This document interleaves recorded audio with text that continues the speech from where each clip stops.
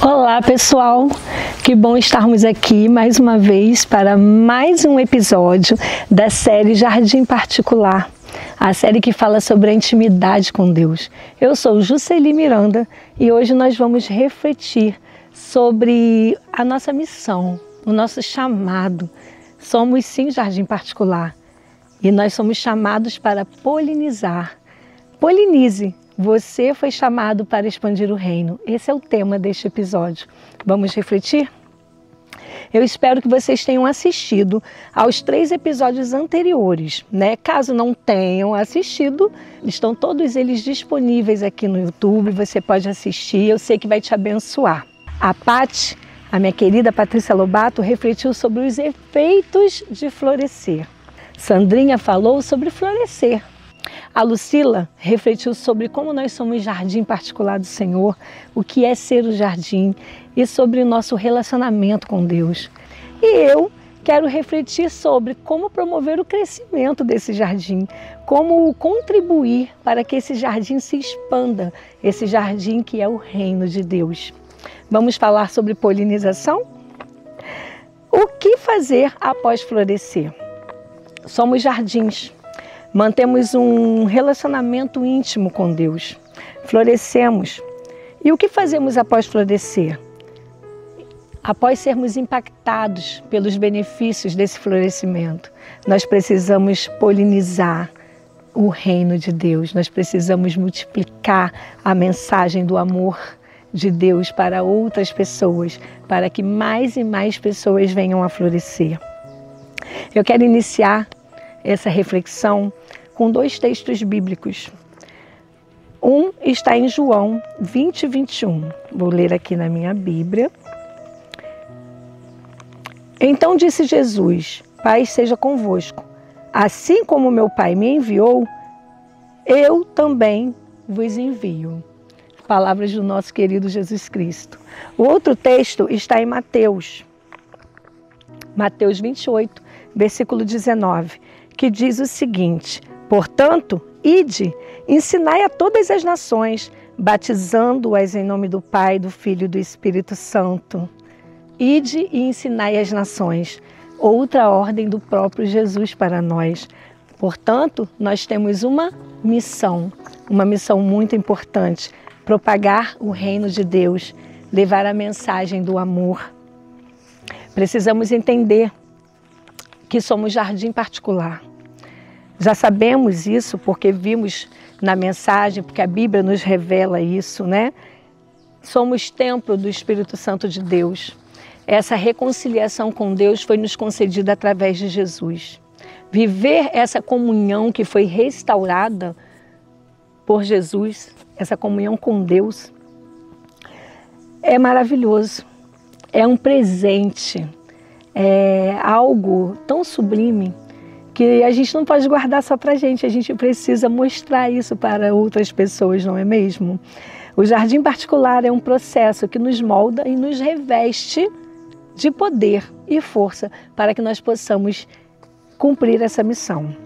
Todos nós que fomos alcançados pela graça salvadora, nós temos uma missão: cumprir o ID de Jesus, ir por todo mundo, fazer discípulos de todas as nações.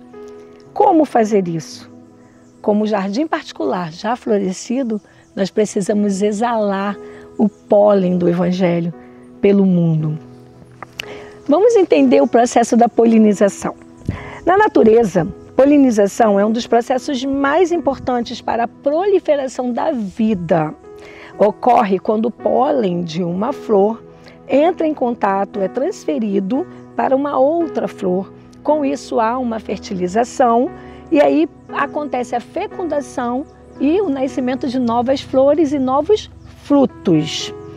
A polinização é o processo de expansão dos jardins, de expansão das flores e dos frutos.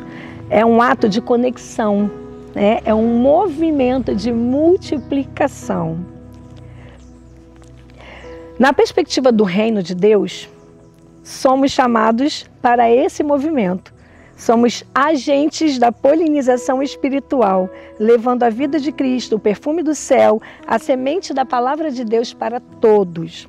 O mundo está cheio de flores. flores esperando esse contato, flores esperando um pólen que entre em contato com elas para que elas possam florescer e dar frutos, que elas possam viver e multiplicar essa vida que há nelas. Nós, que já temos o pólen do Espírito Santo, devemos fazer fluir, devemos manter esse processo.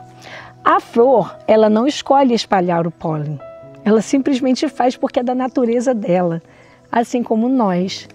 Nós fomos criados para isso, para adorar a Deus e multiplicar, espalhar, expandir esse reino. Jesus nos convocou, não foi um pedido, foi uma ordem. Talvez você esteja pensando, eu não sirvo para isso, eu não tenho talento, eu não sei falar. Na Bíblia tem várias pessoas que falaram isso, né? Jeremias falou isso, Moisés falou para o Senhor que não sabia falar, que era pesado de língua. Talvez você esteja pensando, eu não tenho nem um pouco de talento para subir num púlpito, para pegar um microfone. Porém, Deus, não foi você quem escolheu a Deus, foi Deus quem escolheu você. E se você foi um escolhido dele, você tem essa missão, sim. João 15,16 confirma isso que eu estou falando. Ele diz, não foste vós que escolhestes a mim, mas eu vos escolhi a vós e vos designei para que vades e deis fruto, e o vosso fruto permaneça. Deus espera que nós demos frutos e que eles sejam frutos que permaneçam, frutos duradouros, frutos permanentes. Você não escolheu essa missão, mas Deus escolheu você para ela. Evangelizar é o mesmo que pregar, né? Evangelizar é só viver esse amor. Não precisa estar atrás de uma câmera, não precisa estar diante de uma plateia, não precisa sequer estar de posse de um microfone para você evangelizar. A gente tem essa imagem, sim. Talvez a nossa cultura faça a gente pensar dessa forma, mas não. O Evangelho é muito mais vivido do que falado. O Evangelho está nas ações simples do nosso dia a dia, na forma como nós agimos, na forma como nós tratamos as pessoas. Ser um bom ouvinte, oferecer um abraço, dar o seu ombro para alguém chorar, cozinhar e oferecer uma comida que acolhe e aquece o coração, ser um bom amigo, ser generoso. Tantas formas que nós temos de propagar e viver esse amor. Pequenas ações são exemplos simples que muitas vezes passam despercebidos pelo fato de nós não as associarmos à pregação. Achamos que a pregação do Evangelho é só um sermão muito bem elaborado que alguém discursa. Mas não, o Evangelho de Deus é coisa simples. Eu me recordo agora de uma passagem em que Jesus disse que naquele grande dia, quando nós estivermos de frente para Ele, Deus chamará os benditos para herdarem o reino. E Ele dirá, pois eu tive fome e vocês me deram de comer, eu tive sede, me deram de beber. E perguntarão ao Pai, quando fizemos isso? E Ele vai responder, quando fizeram a um dos meus pequeninos, ou seja, cada criatura de Deus, a quem você abençoa, a quem você acolhe, a quem você dá o pão, a quem você mata a sede, seja ela física ou emocional, seja a sede da alma ou do corpo, você está fazendo para o próprio Deus. Olha que coisa linda, olha que chamado. Isso é polinizar, isso é expandir o reino. Temos um exemplo na Bíblia, um exemplo que é de uma personagem que realmente eu tenho uma admiração muito grande por ela. Eu vou ler esse texto. Está em Atos dos Apóstolos, no capítulo 9, do 36 ao 39. E ele diz desta forma: havia em Jope uma discípula chamada Tabita, ou que traduzido quer dizer Dorcas. Esta estava cheia de boas obras e esmolas que fazia. E aconteceu que naqueles dias ela, enfermando, morreu. E tendo-a lavado, a depositaram no quarto alto. E como Lida era perto de Jope, ouvindo os discípulos que Pedro estava ali, lhe mandaram 2 homens, rogando-lhe que não se demorasse a vir ter com eles. E levantando-se, Pedro foi ter com eles. Quando chegou, o levaram até o quarto alto e todas as viúvas rodearam, chorando e mostrando as túnicas e as roupas que Dorcas fizera quando estava com elas. Somente até aqui eu vou ler o texto. Se você quiser saber mais um pouquinho dessa história, você pode ler na Bíblia. Porém, essa história é curta. É um trecho muito breve que Lucas abre um parêntese. Ele está falando sobre as viagens de Pedro, as viagens missionárias de Pedro, e ele faz um parêntese para falar de Dorcas.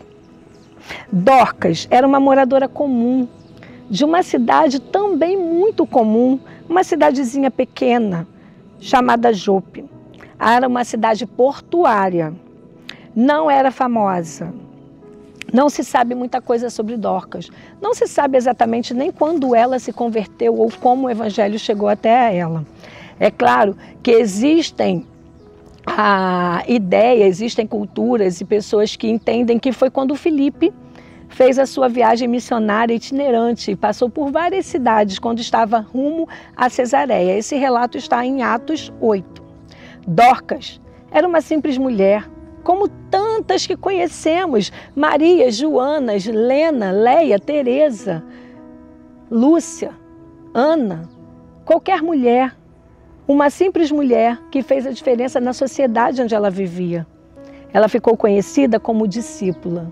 Gente, isso me chama muito a atenção. Isso mesmo, uma mulher chamada de discípula. E olha, ela é a única mulher chamada de discípula na Bíblia.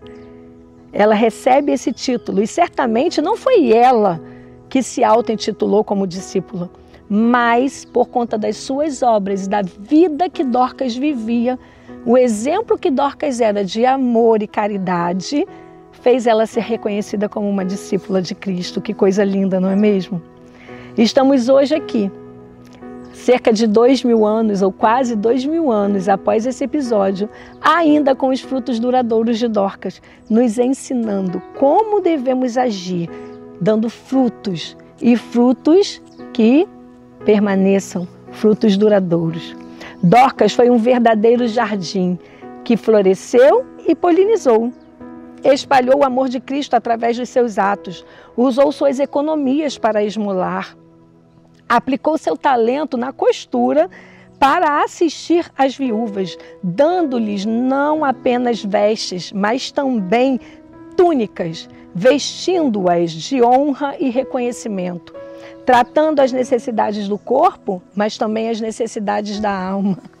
Aleluia! Isso é polinizar. Isso é expandir o reino de Deus através do amor.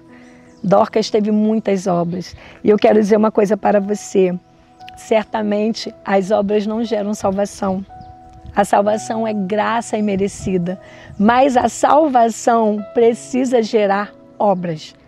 O amor de Deus em nós, ele é manifesto através das nossas obras e através do fruto do Espírito de Deus que habita em nós. Aquelas viúvas, elas mostraram para Pedro como testemunho: olha as vestes que ela fazia para nós, olha as túnicas que ela fazia, ela nos assistia, ela nos entendia. Aquelas mulheres, elas estavam tomadas de uma fé tremenda e tamanha que elas se recusaram a sepultar Dorcas. Mandaram chamar a Pedro porque elas não aceitaram que Dorcas simplesmente iria morrer ali. E através da fé daquelas mulheres e da oração de Pedro, Dorcas ressuscitou.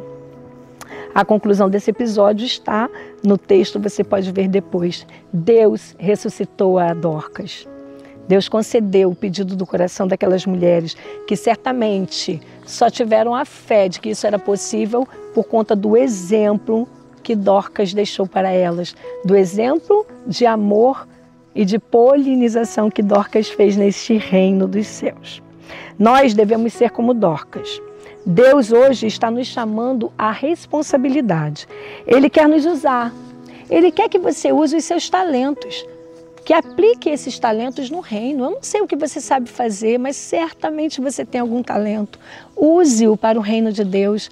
Ah, mas eu não sei falar, eu não sei cantar. Você sabe costurar, você sabe cozinhar, você sabe ouvir uma pessoa que está angustiada, sabe mandar uma mensagem, sabe fazer uma oração, sabe fazer uma esmola, doar uma roupa. Há tantas coisas que nós podemos fazer para polinizar esse reino, para expandir esse amor de Deus através da nossa vida, através do nosso dia a dia e de ações muito simples.